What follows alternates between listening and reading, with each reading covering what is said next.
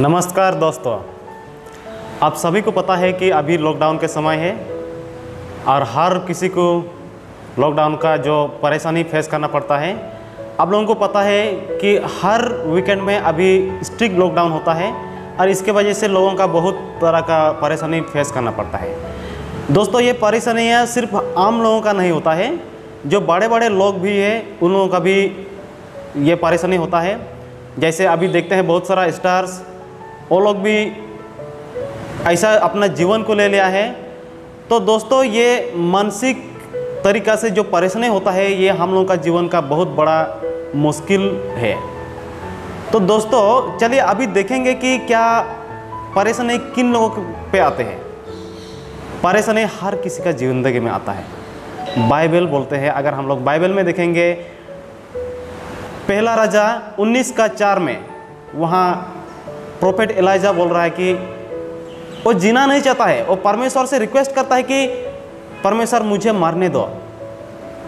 अगर हम लोग हगर को देखेंगे, वो भी इतना परेशान था कि अपने बेटे को छोड़ के बोला कि मैं उसका मृत्यु को नहीं देखूंगा, और उस जगह से जाके दूसरा जगह चला गया और वहाँ जोर जोर से रोने लगा। दोस्तों, परेशानी हर किसी का ज़िंदगी में आता है। तो इसका मतलब ये नहीं है उस परेशानी में हम लोगों का जीवन खत्म हो जाता है, लेकिन उसके आगे और कुछ है। अगर हम लोग उस परेशानी को झेलते रहेंगे, क्योंकि परमेश्वर बोल रहा है कि अगर कोई परेशान में है, परमेश्वर को बुलाती है, परमेश्वर उनके पास आता है, उनको मदद करता है। दोस्तों, परमेश्वर बोलता है कि किसी के ज़िंदगी में कोई परेशानी आते हैं, उसके साथ साथ परेशानी से बाहर निकलने का एक तरीका भी आता है, उसके साथ एक रास्ता भी आता है। लेकिन जब हम लोग परेशानी से, कुछ परीक्षाएं से होकर गुजरते हैं, बाइबल बताती है कि वो हम लोगों का ज़िंदगी के लिए फ़ायदेमंद होता है। हम लोग पढ़ेंगे याकूब 1:12 में बोलता है, कोई भी अगर परीक्षा पार करके जाता है वो सिद्ध हो जाता है। दानियल 12:10 में पढ़ेंगे, वो भी बोलता है कि जो परीक्षा में पढ़ता है उसको सिद्ध किया जाता है। तो जब हम लोगों का ज़िंदगी में परेशानियाँ आता है, हम लोग उसको फेस करना पड़ता है, उसको लेकर आगे जाना पड़ता है।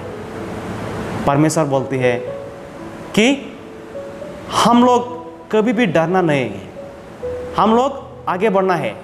यशायाह 41:10 में बोल रहा है, परमेश्वर बताता है कि डरो मत, मैं तुम्हारा साथ हूँ।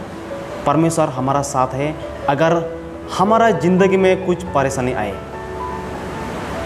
दोस्तों, दूसरा तिमोथी 1:7 में बोलता है कि परमेश्वर हम लोगों को डरने का आत्मा नहीं दिया, परमेश्वर हम लोगों को आगे चलने का आत्मा दिया है। इसलिए हमें कभी भी डरना नहीं है, हम लोग आगे बढ़ना चाहिए।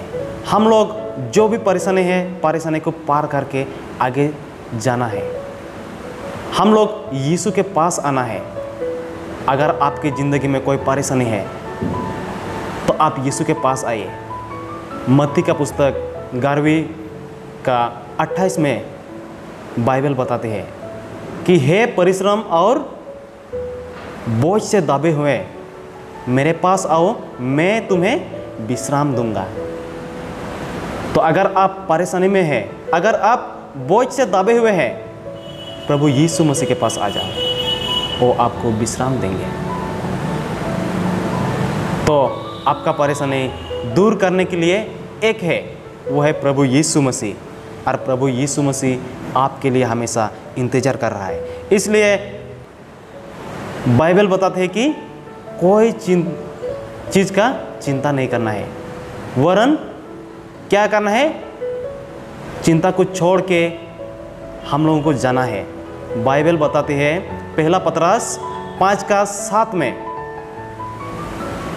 जितना भी आपका परेशानी है आप यीशु के पास लेके आओ। क्यों? क्योंकि यीशु हमारा केयर करते हैं। हम लोगों का परेशानी वो केयर करता है। अगर हम लोगों का कोई तकलीफ है, हम लोग यीशु के पास आए, वो हम लोगों के लिए चिंता करता है। हम लोग क्या करते हैं, हम लोगों के लिए सोचता है। तो हमारा ज़िंदगी उसके लिए महत्वपूर्ण है। यिर्मयाह पहला अध्याय 5वीं पद में बाइबल बताती है, हम लोगों का जन्म से पहले वो हमें जानता है। जब हम लोग इस दुनिया में नहीं आए थे, उसी समय से परमेश्वर हम लोग को जानता है। इसका मतलब हम लोगों का जिंदगी परमेश्वर के पास बहुत महत्वपूर्ण है और इसलिए हम लोगों को टेक केयर करता है, हम लोगों के लिए चिंता करता है। अगर आपकी ज़िंदगी में कोई भी परेशानियां हो तो आप उनके पास आइए, उनको बुलाइए, परमेश्वर आपका सहायता करेगा। परमेश्वर बताते हैं यिर्मयाह 33 का 3 पद में बाइबल बताते हैं, मुझे बुलाओ, मैं आपको जवाब देंगे। तो आप अगर परेशानी में हैं, परमेश्वर को बुलाओ, परमेश्वर आपको जवाब देने के लिए हमेशा तैयार है, हमेशा रेडी है आपको जो भी परेशानी है, परेशानी से निकालने के लिए। तो आइए दोस्तों, इसी समय में हम जितना भी चिंता है, जितना भी परेशानी है, जितना भी मुश्किलें हैं, ये सब छोड़ के प्रभु यीशु के पास आए, प्रभु परमेश्वर के पास आए। वो हमारा ज़िंदगी का सब परेशानी दूर करेगा। मत्ती का किताब 6 का 33-34 में बोलता है कि सबसे पहले हमें उनका राज्य ढूंढना है और बाकी जितना हम लोगों को दिया जाएगा। अगर आपकी ज़िंदगी में कोई कमियां हैं, परमेश्वर का राज को ढूंढो, परमेश्वर राज को पहले पाओ, इसके बाद आपका जो भी ज़रूरत है परमेश्वर आपको देंगे, क्योंकि आप भी उसी का सृजाया हुआ है। परमेश्वर ने आपको सृजाया है, आप उनके सृजन है। अगर परमेश्वर आपको सृजाया है तो आपके लिए चिंता करता है। जैसे पहला पतरस 5 का 7 में बोलता है कि वो हमारे लिए चिंता करता है। तो इसलिए हमें कोई चिंता करने का ज़रूरत नहीं है। हम लोग खुशी से परमेश्वर के पास आना है और उनके पास आके उनको धन्यवाद देना है। बाइबल बताते हैं कि हम लोग हर समय में धन्यवाद के साथ प्रभु के पास आना है और वो हमारा जितना ज़रूरत है, ज़रूरत के साथ हम लोग को पूरा कर देगा। फिलिपियन 4 का 19 में बाइबल बताते हैं, हमारा ज़रूरत के अनुसार परमेश्वर हमें देंगे। तो अगर आपका जितना ज़रूरत है उतना परमेश्वर आपको देने के लिए तैयार है।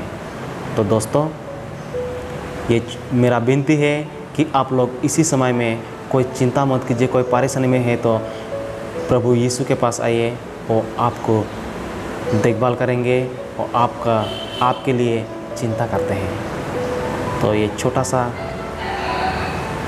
वचन आपको दिलासा देते हैं कि परमेश्वर हमारे लिए है, हम उसके पास आए तो वो हमारे लिए चिंता करते हैं और हमारा मदद के लिए तैयार है। धन्यवाद।